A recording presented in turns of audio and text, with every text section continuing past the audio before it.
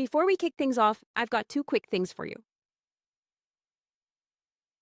First, do you want to push real innovation and help spark the uncomfortable but necessary conversations in the concrete industry? Support this show. When you donate, we list you as a producer of the episode because you're literally making these conversations happen. Go to concretelogicpodcast.com/donate and back the show today. Second, for a limited time, you can get free access to the Concrete Logic Academy. Take your first class on us, earn a PDH credit, and stick around for the networking and resources you won't find anywhere else in the industry. Claim your free trial now at concretelogicpodcast.com/academy. All right, let's get into today's episode. What's the most used man-made material on Earth? I'll give you the answer. Concrete. This is the Concrete Logic Podcast. Have you ever stopped to think about the sidewalks, driveways, bridges, or the buildings around you? They're all made from concrete. So why don't we discuss it more? In each episode of Concrete Logic, we'll explore a unique concrete-related topic with the help of industry professionals shaping the trade's future.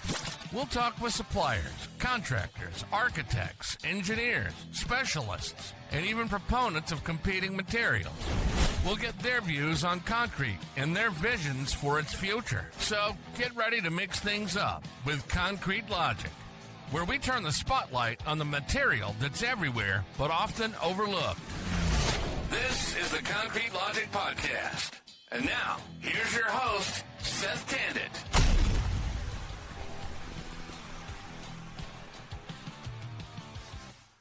Come on, Peter. And welcome to another episode of the Concrete Logic Podcast. And today I have Dr. John Belkowitz with Intelligent Concrete. Howdy, y'all. And we wanted to talk about a briefing from the American Cement Association, October 20. Was it October? I thought it was September. No, it's October. You're right. It has an update. It might have came out in September, but it was called Portland Limestone Cement Limits and Indiana Department of Transportation Specifications. And I'm just going to read this first part here, Dr. John. I'm listening, buddy. Go ahead. Okay. In May 2025, in response to recent concrete bridge deck defects, the Indiana Department of Transportation, also known as INDOT, issued a recurring special provision to limit the limestone content of type L cement, also known as Portland limestone cement, which I know you enjoyed, Dr. John, to a maximum of 10% by mass. The recurring... Time the F out. Hold on a second. No, let me finish. No, you can't interrupt. I got no problem with type 1L cement. No. What I have a problem with is complacency. I just did the Go on. No. Yeah. I thought I heard you don't like Portland limestone cement. PLC, That's not what it is. It is Okay. a blended cement. It's not a PLC. Go ahead. But anyways, the recurring special provision is effective for projects lit on or after September 1st, 2025. Representatives of the cement and concrete industry note that it disregards the specifications developed by committees of professionals at the American Association of State Highway and Transportation Officials and ASTM standards organizations. Needlessly complicates and generates confusion through conflicting requirements, and then lastly prevents manufacturers from effectively optimizing for best materials performance. The American Concrete Pavement Association, the National Ready Mixed Concrete Association, and the American Cement Association oppose the recurring special provision and are pursuing a collaborative approach to address INDOT's concerns. Let's see. On June 19, 2025, the group sent a joint letter to INDOT to request that implementation of the recurring special provision, or RSP, be delayed until a comprehensive root cause analysis can be completed. The following points were raised with INDOT. Limestone content of type 1L cement has no correlation to scaling resistance. The entire concrete system must be evaluated. Admixtures are not a substitute for sound construction practices. Frequent specification changes obscure performance evaluation. Experience in adjacent states contradicts INDOT experience. So Wow. Oof. And then it goes Oof. on. Then it goes on. I just want to talk about that first part, which thank you for not sharing, the document that I sent out, because I'm not ready for that Right. yet. I'm just looking for an ASTM. But what are your thoughts? What are your initial thoughts when you read this? Through very previous podcasts, we I think we've warned folks that there could be potential issues with type 1L cement, just and not just based on people coming on here and being anecdotal, I guess. I mean, if you go back to, I think I did episode 126, where we went back and just reviewed the state of art report. State of the art Report. Thank you. That we were just going through and reading that report is referenced a lot when the American Cement Association sends out whatever papers. They, there's a lot of papers they reference, but that was the one that I saw a lot. So just walking through that. But anyways, going back to that, there's definitely warnings in that paper that say, hey, these are potential issues that you can have with type 1L cement. So it was, one hand, good to recognize that there could be potential issues. So Sure. I'm not surprised that this is happening. Well, just due to, well, let me finish. Sorry, go ahead. I think I pointed out the rapid rise of type 1L cement. If you go back to late 2021, we were floating between, in the United States, the use of type 1L cement was between 10 to 12% of all projects across the United States were using type 1L cement. Wow. And we jumped up to over 60% within 4 years. What? So that's a rapid change of concrete chemistry in a short amount of time. Have we ever done that before? I don't know, but that just, my view of that's a rapid change for a industry that doesn't change very quickly. I mean, we always make fun of each other, us older guys, saying, hey, we've been doing it the same way for 20, 25 years. And here we are, 30? we're changing 30 years. We can say 30 years now. And here we are, we're changing something in about 4 years. So yeah, we're going to have problems. Like, what do you even, any other industries, maybe the movie industry? We went to CDs pretty darn quick. Yeah. As far as technology. Yeah. Because that's what this is. It's a change in technology. This is not right? CDs or iPods. No, this is cement, concrete. Okay, so other industries can make this change because the decisions that they make don't last generations. Like if I choose CDs versus iPods, like I'm not going to damage an infrastructure and cripple, the funding of an entire state or region. Mm-hmm. Yeah. I'm not saying that that's what, hey, look, new concrete that's magnetic. Well, that's cool. I'm not saying that's what's happening here, but it seems like it's pretty effing close. It's not at the small businesses that we went from 12% to 60%. That can't be right. Yeah. In 4 years.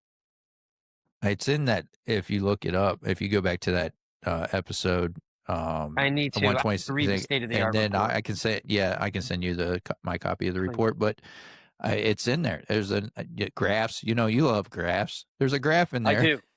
There's a graph in there. It shows you. We're plodding along. About between 10 and 15% for ever, and then all of a sudden, boom! 2021 comes in. You've got to ask yourself, because it wasn't 2021 where it started, and can you show that graph? Yeah. And what I mean by that, I'm saying I'll look it up. So it's that. For that rise in 2021 to happen, the work started in like 2019 of starting to go to conventions, starting to speak to ready mix providers, introducing this new material. And I mean, case in point, Rich was one of the first ones to get type 1L cement in 2019. And 2021, it started going from the coasts inland, 2009, it started going from the coasts inland. And I remember being at this Utah Ready Mix Concrete Association. We're having hors d'oeuvres or, dessert after lunch. And there's this tall cement guy. I'd never forget how tall he was. I had to look up to talk to him. And he wasn't even looking at me. He was looking like over the crowd. And I asked him, like, hey, you guys are really leaning into this 1-to-1 argument, huh? He goes, oh, yeah. I'm like, so what you're saying is this new cement is a 1-to-1 replacement for hardened and fresh and everything, durability, to your C-150 or Portland. But oh, yeah, yeah. I'm like, come on, man, really? Really, really? And I know that's not scientific. I'm the material science guy. But again, any other industry, like, again, I go back to the Coca-Cola reference. I remember when we went from old Coke to new Coke. Like, jeez, oh, Pete, there was riots in the street. All right, Yeah. let's see this. Yeah, that's a good Okay, analogy. I so was thinking about so I was wrong. It was below 10%. So if you look at this graph, Dr. John, it says blended cement share of total U.S. cement consumption, and then if you scroll above it, right here, so type, where does it say here? Type, yeah, the ternary blends, the type yeah, 1L. ternary blends. The strong uptick in blended cement production is a result of increased consumption of PLC or type 1L more than other cements, with the USGS estimating that more than 95% of the U.S. blended cement is PSL. And so this is the use per U.S. Geological Survey data on consumption of blended cement from January 2020 to July 2023. So, and we're not going to do this, but it's not just the data that I find interesting. What I find interesting is the growth in the data, because you have this, and it's an ugly hockey stick, but you've got a hockey stick. It's more like a goalie stick type curve here, right?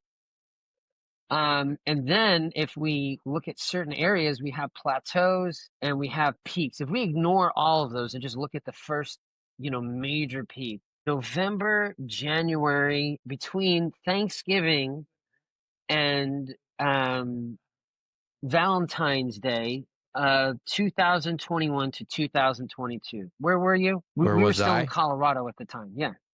I was know in exactly Virginia. where I was. Yeah, I was on some major projects. You're on some major projects, right? Yeah.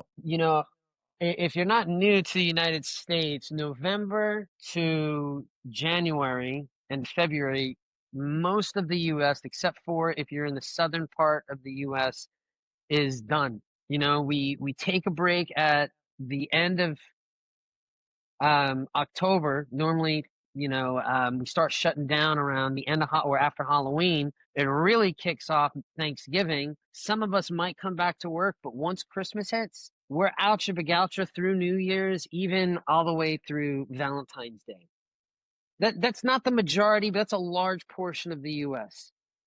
And I'm talking residential construction, right? I'm not talking low end, high end commercial or coastal construction, especially in the southern states. Does that make sense, Seth?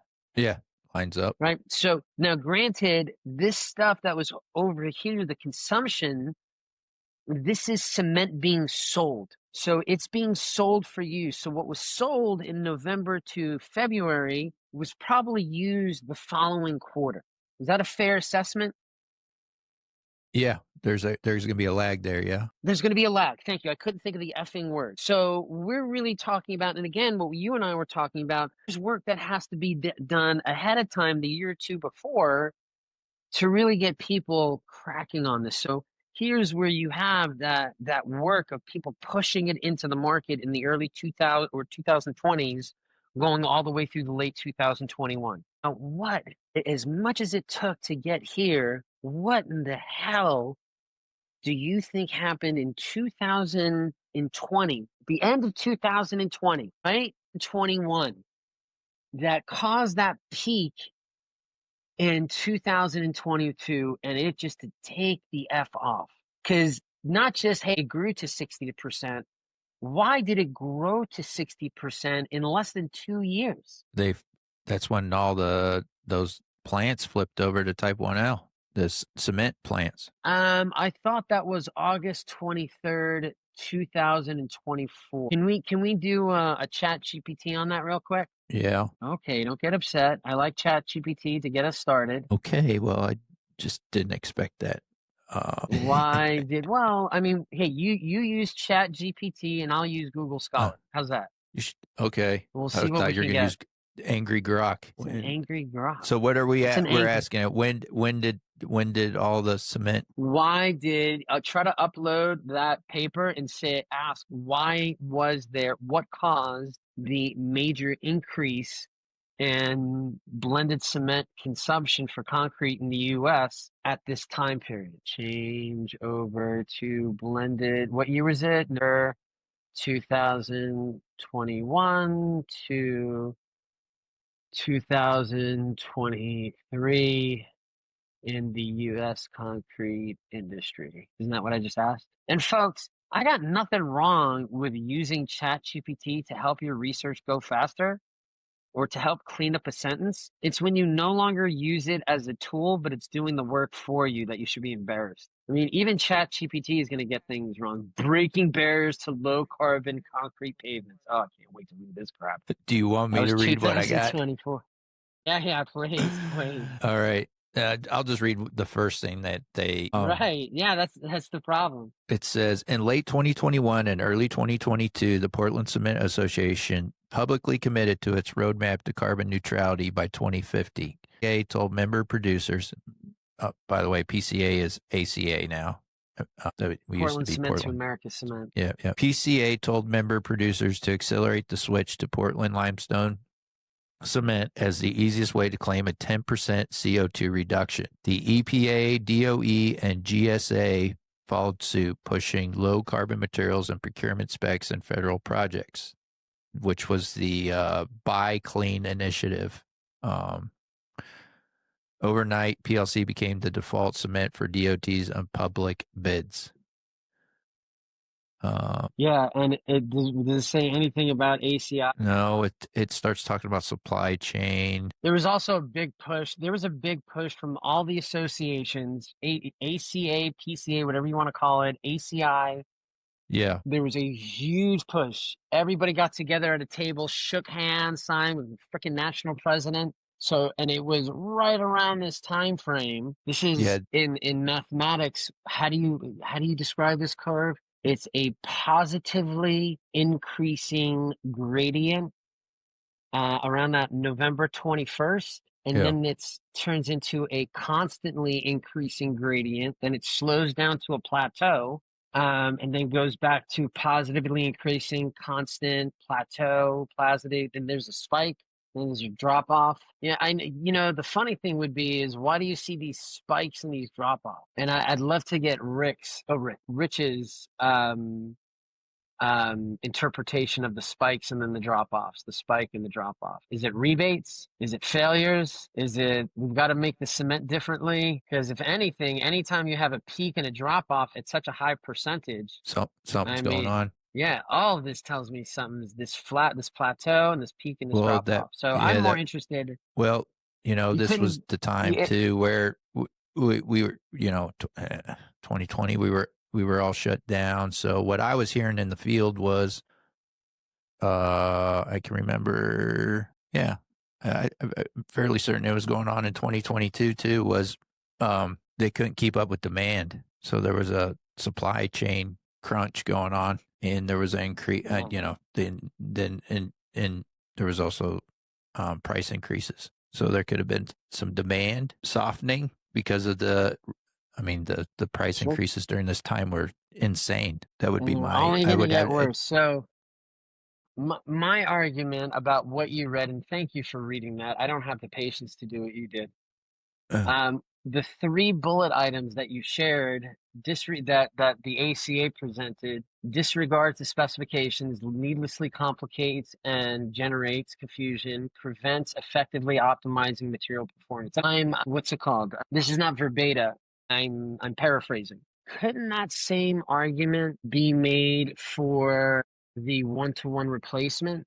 That was my original question. What Indiana DOT is requiring, could that be argued? Their argument about what Indiana DOT is doing could be argued about the one-to-one replacement sale pitch. Yeah, you could. I got to hold on you. Okay. Yeah, go ahead. Sorry. No worries. I think can you hear me? I think what you're going to see in that same chart of yours is a positively or a negatively decreasing in 25 on when they update it, or maybe like a drop off and then a plateau. I mean, there's just a lot of people who are going overseas now. And then you have other companies who are starting to buy clinker from other folks and produce the C150 cements that we're used to. Is that? Oh, okay. I won't. Yeah, I know what you're saying. Yeah. Well, this document, the briefing here, the ACA briefing. I mean, they're not saying stop using Type 1L cement. They're just saying they want to keep it 10% or lower. So I don't think it's going to be a reverse of this curve. No. Right. No. It's going to be maybe a little bit of a decrease because all the big dogs in the ACA are all Type 1L plants. Is that true? I believe. Do you know that for a fact? Huh? Yeah, I don't think that's true. You know? I think you might be able to say that about the ACA. I don't think that's 100% true. I'm not I never say definitive, but the better question is ready mix plants and which ones are starting to gravitate. And again, I agree with what you said. I don't know if you said this, but I don't think changing from 10% to 8% or 12% to 10%, I don't know if that's going to make much of a difference personally. If you still have complacency, if you go from 12% to 10%, if you go from 12% to 3%, like if you don't, all good concrete practices dictate that you do a dial in process, right? And one reason why I love the Quivus plant is we had a lab over here where we can do 1 to 6 cubic foot batches, tested anything that we wanted to. You had quality control shacks all over the freaking place. And then you had this gorgeous plant and we could bring the trucks over to the freaking the laboratory or to the quality control shack. And there was like a heater and a microwave in the quality and a refrigerator. It was awesome. I mean, there are concrete companies who do that. They do that nowadays. Freaking, I sound like I'm, retiring, but that's the first thing that goes when people try to save money is not just quality control, not just quality assurance, but I mean, it's more than that. It's marrying your mixes. Concrete production, the great Kevin McDonald. Have you ever seen Kevin McDonald's presentations? I don't believe so. Kevin McDonald falls in a long line of amazing concrete teachers, not professors. I like to use the word teacher. I think he was a professor, but he is a true teacher. And one of the things he talks about with concrete mix design is how it relates to, I believe it's a concrete cookie recipe. And if you've never known a professional baker, they know their recipes intimately. And I like the distinction of connecting cookies cookies mean more to us as concrete does. That's why they started with the C. I mean, there's no coincidence that concrete starts with the CO and cookie starts with a CO, and there's a bunch of K's or C's or E's in both of them, right? I mean, that's not just a coincidence. And we have to love our concrete recipes as if we were children looking through the window, watching the tiny, teeny chocolate chip morsels melt. And know when the cookies puff up and they brown up top, they're almost ready to go. 10 more minutes, 5 minutes in the oven, 5 minutes of cooling, and you have a crisp, wonderful cookie, right? Most of us understand that feeling, that smell in the kitchen, especially when we were kids. We have stopped treating concrete that intimately. It's not just somewhere along the line, somebody convinced the industry that not only that we need performance-based specifications, but we can make performance-based specifications with performance-based materials. It started with aggregate, it moved over to admixtures, and now we find it not only in our blended supplementary cementitious materials, but also our blended cements. I don't need to tell you what's in this for you to make your performance-based concrete. You imagine telling that to a baker? Don't worry what the flour is, whether it's wheat, bleached, enriched, or tapioca, rice, almond flour. There's an effing difference between those. You can't just say, don't worry, trust me. I don't know why I'm doing this. We need to know what's in our cement. And I refer back to the great Peter Taylor who wrote Concrete Curing. I believe it's page 1929, where he goes over the change in cement chemistry and how that impacts the final concrete product. We used to do that. We used to look at mill reports. especially when shit went wrong. And then when that didn't work, we used to get an updated mill report, or we used to send it to CTL Group or somebody like, WJE. Hey, give me this mill report real quick. And then we would do some type of semi-adiabatic calorimetry in the shop to see what chemical signature had changed. And we compared it to old ones. That's not in a line item budget for any of the ready mix providers out there. Sleeping in your plant costs a lot of fucking money. So I don't blame the ready mix providers to a certain degree when they said, hey, we were sold a 1-to-1. Great, but now you still have to take the responsibility of good concrete practices. So just like the 1-to-1, I this is the only thing I think I agree with, is that I don't know if changing it from, you're allowed to go up to 12 or 13%, which is what they're doing. They're not at 10% with a lot of these type 1L cements. They're not 10% limestone. They're normally 12.4. And there is a difference. I mean, we used to only have 3%. Now you're dropping between 10% and the same amount that we used to allow in cement. Like that fluctuation, and then the cement gets caught up in the silos. Why do we have to tell you this? Don't y'all know this? Doesn't the ACA know that? That is what they're trying to do, is just close the barn door. Like originally it can jump up to 12.4 and it can go all the way down to, what is the number? 7.6, 8.6, whatever 10 minus 2.4 is, 7.6, right? Like that's normally they're going to go up to 12.4 because that's where they're making their kesef, their money, right? And that makes sense. You sell more limestone, you have a greater carbon reduction, right? And you're also making more money too. Limestone dust is what? Yeah, it's $10 a ton. And, somebody asked me, I don't want to say his name, where do you think they're getting the limestone fines from, John? I'm like, I don't know. I didn't even ask. And he goes, they're not getting it from the precious limestone deposits. They're getting it from those piles that have grass growing out of it. I don't want to believe that. I really, really don't. Like, that is terrible. I have a lot more faith in the cement industry, just so the ACA understands. If they didn't think about it, this is the thing. People don't think about the freaking math. Why are they asking you to go from the possibility of jumping all the way up to 12.4 to, hey man, if you're going to say 10, stay at 10. Yeah. I mean, that's right. Talking about math and how much you like math. But am I looking at it right? That's a 24% increase. Yeah. Something like that. Yeah. That's like, they're like, oh, it's only 2%. It's only 2.4%, but really it's fair. Yeah. That's a lot. I mean, go ahead. I'm sorry. I was just saying, if you're just looking at 10% and you're allowed that leeway and amount of limestone in it, it's a big difference. You play with the charts. It's called, what is it called? Reagan economics. You play with the charts to make it look as good as you want it to. A lot of industries have used it. Hey, don't worry. This small change is not going to affect you much. It costs a lot of money to maintain any performance in concrete consistently with any effing change. That's why when you look at ASTMC 94, they only allow 2.4% change, right?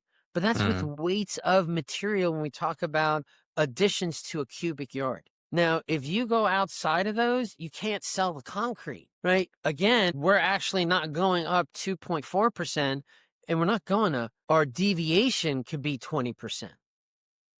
So we can go up or down. More than likely, they're going to go up, even though they're telling us we're at 10, we're at 12.4. It's a different type of cement. I think that's your argument. Yeah. I don't think there's any other industry that allows that. Like Coca-Cola, take out 22% of the syrup. And what do you have? RC Cola. It's not Coca-Cola. It tastes totally effing different. Is that a fair assessment? I guess I did not know that. That's why it's RC Cola. I was just making that up.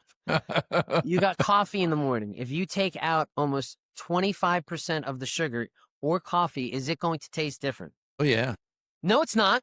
No, it's not. Why not?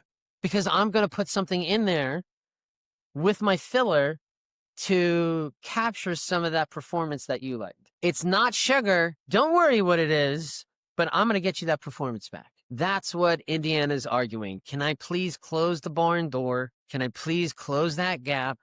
And what I'm doing now is I'm allowing my local industry, since for some reason is my local industry being complacent? my ready mix, whatever it is, they can't deal with this big barn door. And I've given them the opportunity. Now, if they're not going to do it, this is the first thing that I'm going to do to try solve this problem. And what are some of the things that they say in here? Needlessly complicates? Like, I don't think that's fair. Like, you know, I know the people who did this work, and there was no needlessly, there was no generalizing, confusion. It was all about making a better concrete for the state of Indiana. And now the recovery effort is the same thing.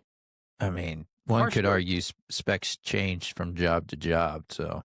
The specs don't change often in the DOT, though. And that inherently becomes the problem. I remember I was working with the New Mexico DOT a decade and a half ago, and we were introducing colloidal silica to them, and we can't use it. I was like, what do you mean you can't use it? Why can't you use it? You haven't even tried it out yet.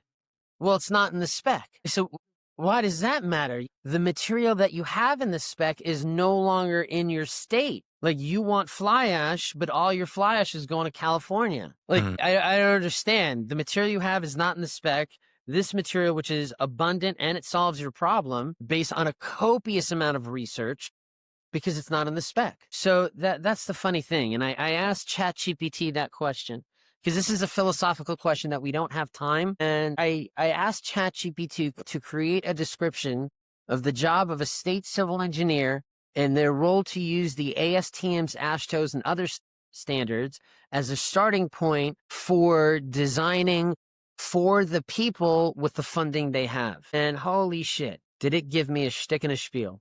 So I didn't read this yet. I'm just going to read this in short. So it gave me a page of shit, but now it gives me a conclusion. State civil engineers use standards as a starting point, not as a finish line. They interpret ASTM and AASHTO through the lens of people performance and practical funding. Their work is where policy meets pavement and where design becomes service to the public good. All right, ChatGPT, calm down. Calm down. Less aggressive adjectives. That's why I can't stand it. Somebody sent me a paper like, oh, I worked really hard on this and the team worked really hard on this. And I read the paper and you had all those EM dashes, those long, weird dashes, circular arguments. I was like, dude, at least clean those things out at ChatGPT or your finished work. And that is the job of the state engineer, not to use the standards as, well, I don't know what to tell you. You said it best, Seth. How did you just say it? Specifications. Change from job to job? Yes, that's what it's supposed to be if you're worth your weight as an engineer. And I guess this is the first time that the ACA has dealt with an engineer that gives a shit about their concrete. And I shouldn't say one, it's a lot of engineers in Indiana who care about what comes out of that chute and what is placed. Well, I'm sure all the DOTs are paying attention to this. I hope they pay, and I've been saying this for years. Before Indiana had to deal with this mishegas, they already had a very good maintenance program. Indiana not only has a fair amount of freezing and thawing cycles, but it's also got a lot of wetting and drying cycles. It's why it's the agricultural belt. It dries, or it rains and then it dries, it rains and then it dries, it rains and it dries, so on and so forth, right? And water gets displaced and then it dries, water gets displaced and it dries. So they already had, years ago, I started bragging about, and if you look back on some of your older blah, blah, blahs that we did, I was bragging about their maintenance program. Every 10 years they evaluate. If it's in deter, they mill the surface, they add an overlay. At 20 years, they mill the surface, they add a polymeric overlay. I mean, they have a very good inspection program too that's given by the feds. I mean, they do a good job of not just putting concrete down, but evaluating it and maintaining it. And I would constantly say other states need to look at their quality management program because I hate it when they call it quality management.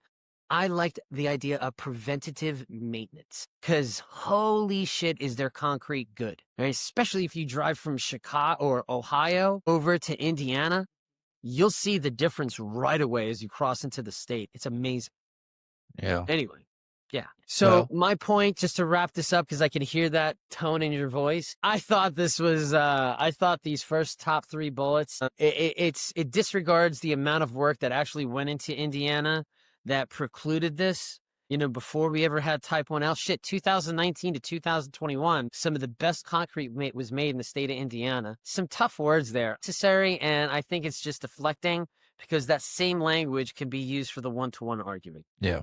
Well, like I said, definitely, hopefully this gets this on everybody's radar and we're all paying attention. And I think that was kind of part of the problem, that we didn't know this was happening out there. So We got too lazy. The ready mix Yeah. industry, we were spoiled with fairly good rock in 19, and the cements at that point were a maze craze. yeah. My favorite cement is Sugar Creek Cement from Independence, Missouri, There. or Shout the out. Alpina Cement, like the Alpina Cement. And then there was this magic sand from Wichita Falls, Texas. Where's Wichita Falls? Not Wichita Falls. Oh, I can't remember where that magic sand was from. I got to go figure that out. Anyway, materials have changed. Our industry needs to. Yep.